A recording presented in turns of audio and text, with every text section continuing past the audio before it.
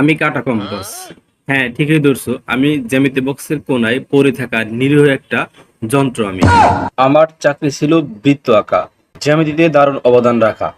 এখন আমি শোপিস, সবাই রুলার পেন্সিল ইরেজার নিয়ে ব্যস্ত থাকে। ডিভাইডার তো রীতিমতো ভিআইপি টুল, সে আমাকে একদমই খেয়াল করে না।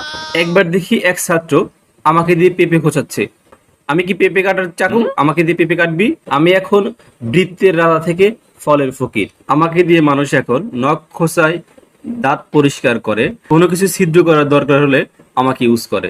আমাকে একদিন এক ছাত্র হঠাৎ করে তুলে বলল, এটাকে ভেঙে গেছে। এই কথা বলেই আবার ফেলে দিল।